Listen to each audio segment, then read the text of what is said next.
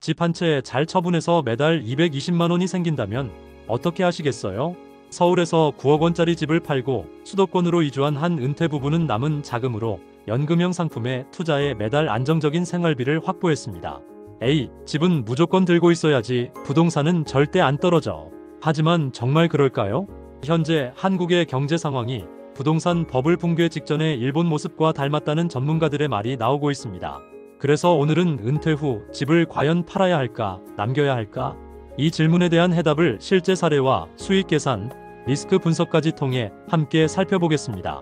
60세가 넘어서 소득은 줄고 생활비는 계속 나가는데 집은 고정비를 계속 요구합니다.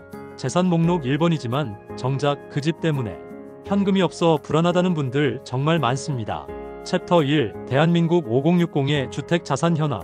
60세 이상 은퇴자의 자산을 보면 평균적으로 전체 자산의 약 75%가 부동산에 몰려 있습니다. 특히 수도권자가 보유자의 경우 9억 원 이상의 고가 아파트를 소유한 분들도 꽤 많습니다.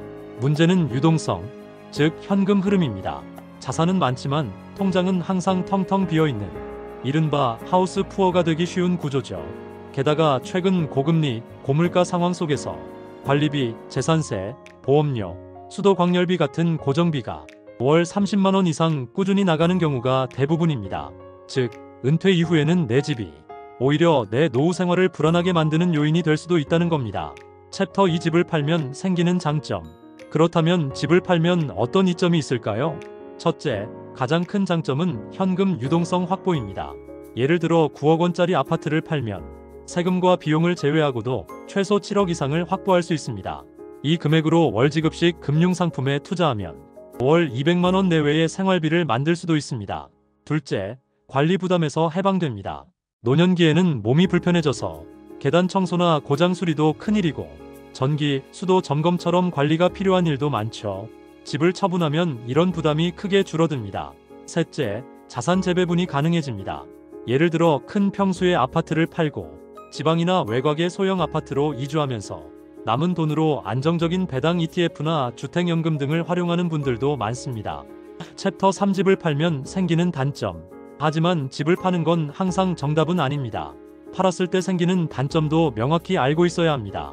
첫째, 가장 현실적인 문제는 주거 불안정입니다.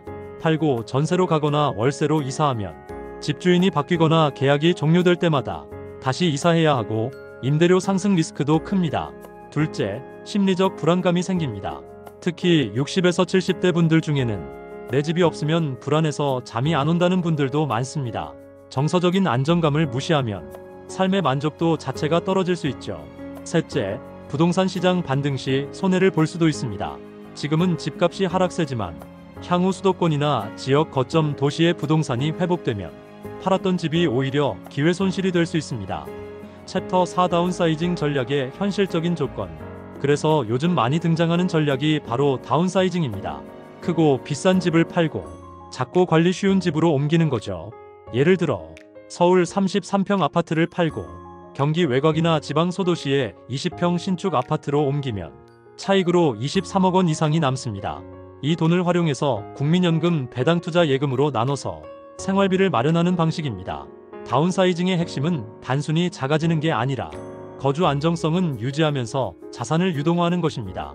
단, 이사 비용, 양도소득세, 이사 스트레스 등도 고려해야 하며 새로운 지역에서의 생활 적응도 생각해야 합니다. 챕터 5. 집을 보유하면서 활용하는 방법. 주택연금. 집을 팔지 않고도 활용할 수 있는 대표적인 방법이 바로 주택연금입니다. 만 55세 이상이고 공시가격 12억 원 이하의 1주택자라면 가입할 수 있는데요. 예를 들어 서울 시내의 공시가 9억 원짜리 아파트를 보유한 65세 부부는 월 약 120만 원 수준의 연금을 받을 수 있습니다. 장점은 평생 거주 가능, 매달 연금 수령, 사망 후에는 자녀가 대출금 상환 후 자녀 자산 상속 가능하다는 장점이 있습니다. 하지만 단점으로 집값 상승에 따른 기회 손실, 가입 이후 주택을 처분하거나 이전하기 어려움, 자녀 입장에서 상속 재산이 줄어든다는 점이 있습니다. 주택연금은 현금 흐름은 필요하지만 집은 팔고 싶지 않은 분들에게 유용한 선택이 될 수 있습니다.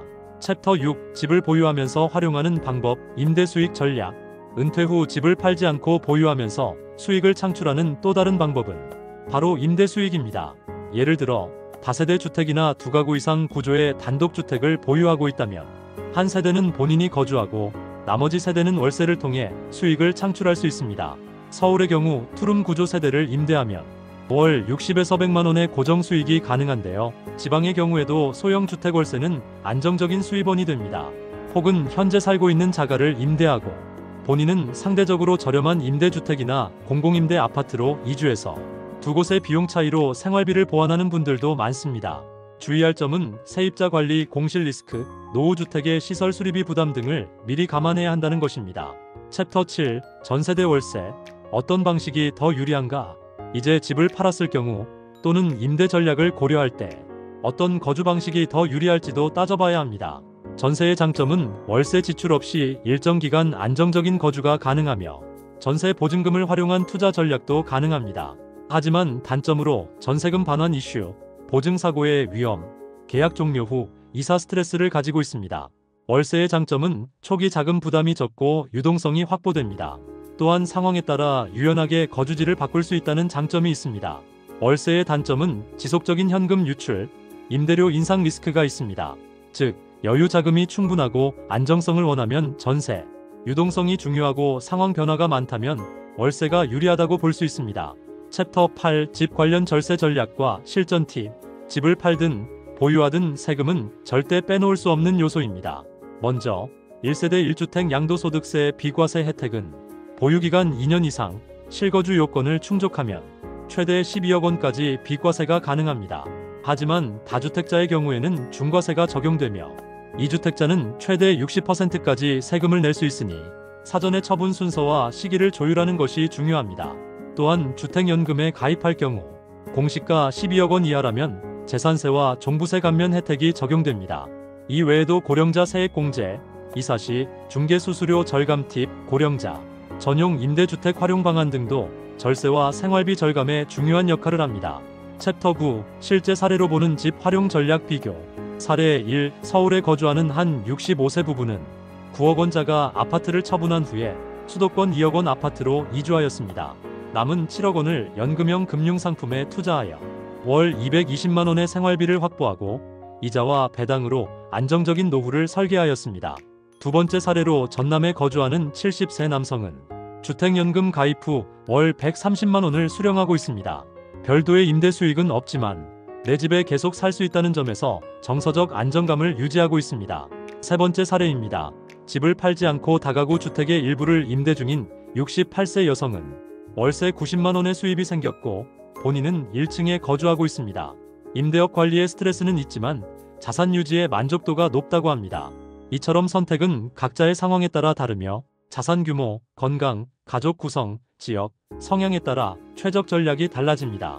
집은 사는 곳일까, 쓰는 자산일까? 자, 오늘 영상에서 말씀드린 것처럼 집은 자산이지만 동시에 거주의 공간이기도 합니다. 중요한 건 이 집이 나의 노후를 도와주는 수단인지 아니면 내 삶을 억누르는 부담인지를 판단하는 겁니다. 팔지 말아야 할 때 팔아서 후회하는 분도 계시고 반대로 집을 너무 오래 붙들고 있다가 현금이 바닥나서 고생하시는 분들도 많습니다. 객관적인 데이터와 전문가 상담, 그리고 본인의 삶의 방식과 가치관을 종합적으로 고려해서 여러분만의 최선의 결정을 하시길 바랍니다. 오늘 영상이 여러분께 도움이 되셨다면 구독과 좋아요 꼭 눌러주시고요. 댓글로 여러분의 고민이나 상황을 나눠주시면 다음 영상에서 더 깊이 있게 다뤄보겠습니다. 앞으로도 은퇴 이후의 경제, 자산, 생활 전략까지 실질적인 정보를 계속 전달해 드릴게요. 감사합니다.